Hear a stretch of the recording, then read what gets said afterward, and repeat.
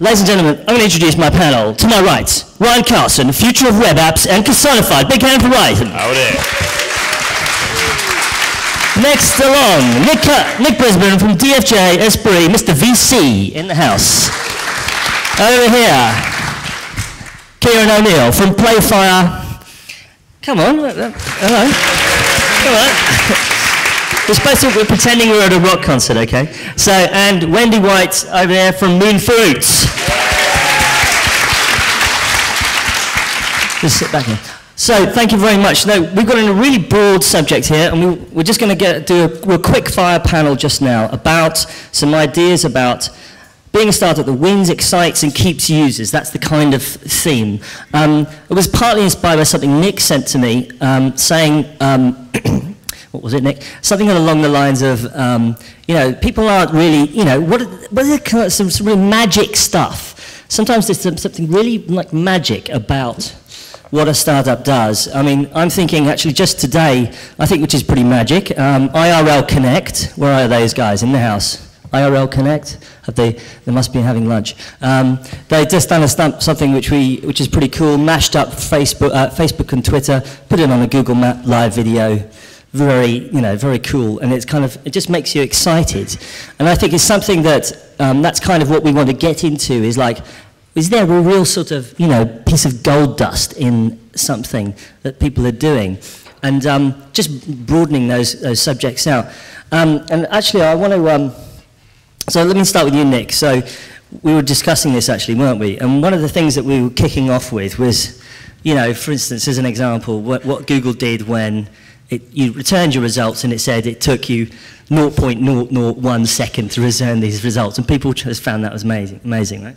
Yeah, it's the little things which make everyone feel like it's a fantastic product. And I guess the bigger observation that we had before we got to that point was that if you look at all the very successful internet companies, have all had fantastic product, all have had this kind of jaw-dropping stuff, right? You remember the first moment when you were on Google. Skype is the same story. Last.fm is this kind of this awesome thing where suddenly you're discovering new music, and it just goes on. Facebook now, Spotify may be the latest one where everyone's like, wow, this is just a really cool music service, and that kind of it's awesome product, I think, which is so critical in having that breakout web startup. So Nick, hold up your BlackBerry. Okay, VC BlackBerry, right? Yeah, I noticed that. Standard issue stuff. Where's the blue suit? But all I wanted to say was with Nick was that product, right? is to get the VC off the BlackBerry, you've got to kind of make them excited about something, haven't they? Yeah, well, that goes to a whole raft of it. It's a great product, is a fantastic start, but you need the other things, huge market and a fantastic team as well. But that kind of takes everything a bit broader. So Ryan, you've built stuff. You've actually built web apps. What do you think about this? Well, first you have to have a good product, right? I mean, just okay, as long as your product is good. But I think presuming that you do that, I think it helps to have a story as a company. So our tagline is creativity with integrity. So as a company, we care about having integrity, and that's kind of our deal. That's what we care about. And we get a lot of shit for that because people, as soon as you say you have integrity, people question it and stuff like that. But at least it's interesting. I mean, I'd rather be a company with some sort of personality and some sort of belief than just another company. So I think it's important. Have a good product, but then be interesting. Do you think that the story that Google had was "Don't be evil"? So that was sort of their story. Yeah, and now they're getting really sort of flambéed for that, which is interesting. But at least people care, right? I mean, it's better to have people be angry at you than to not care. So.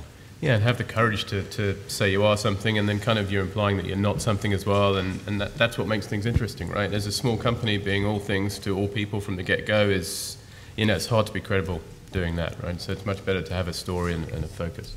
Wendy, now part of the reason I wanted you to come up here was Moonfruit is just, I mean, it's from the Cretaceous period of startups, isn't it? How long has Moonfruit been going? And I mean, you've obviously, something that you've done has kept you guys going. I mean, I remember writing about Moonfruit when it launched, and I panned it, I think. But I mean, we did.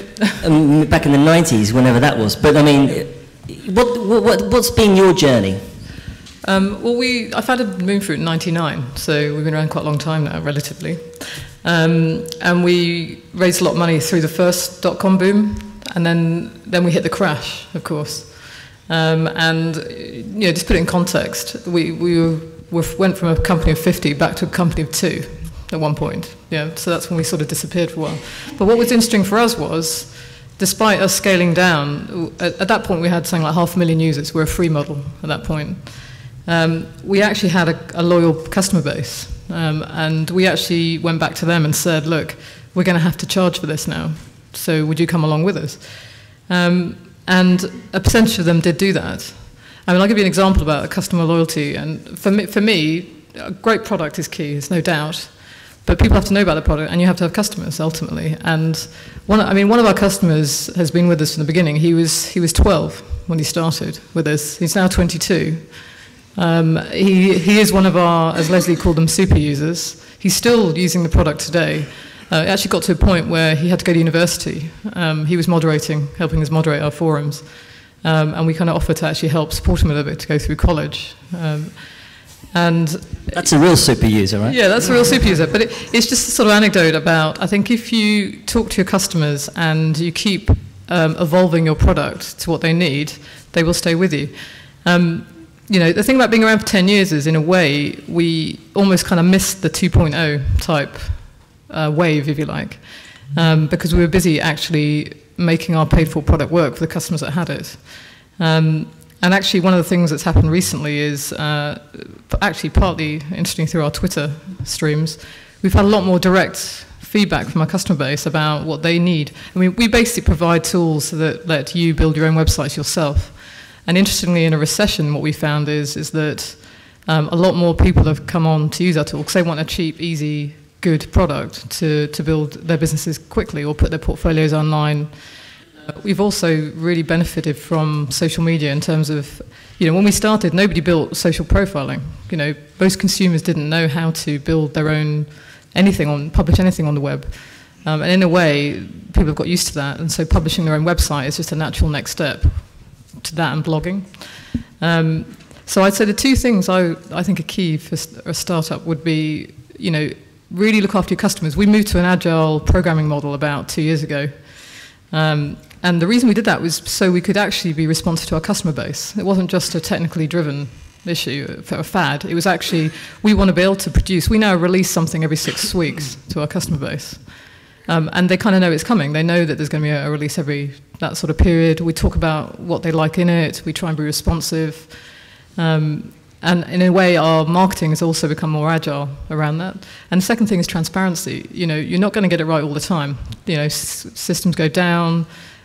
Some groups of customers like things, some don't. So kind of be honest with your customer base, I think, is the other thing, and build a loyal following. How many people here are using kind of an agile development process, actually? That's a good question. Okay, interesting. I mean, I have a quick thought. Go ahead. Do you guys, who knows about Kathy Sierra? Oh my gosh, okay. Right away, follow her on Twitter. It's Kathy Sierra. So she says something really interesting about users. And the whole idea is that no one gives a shit about your company, right? No one cares. No one's got loyalty, and why should they? So what everybody wants is to have their own needs met, and they're interested in their own life and their own story. So as a company, she pointed this out, it's really important to, your whole marketing effort should focus on empowering people to do what they want to do. So it's not about getting people to love you as a company and to think you're cool. It's about going out there and saying, actually, we're committed to helping you do what you want to do. And really successful companies do that. I mean, the reason why people care about Google is because they help you search. And it's not because they think Google's cool. At least it wasn't in the beginning. So I think it's a real shift from, a lot of marketing sort of social media people are saying, hey, it's important to be on there because you want to get people to care about you as a company. And it's just not going to work because no one cares about companies. What they care about is their own needs. So focus on that. That's a very good point.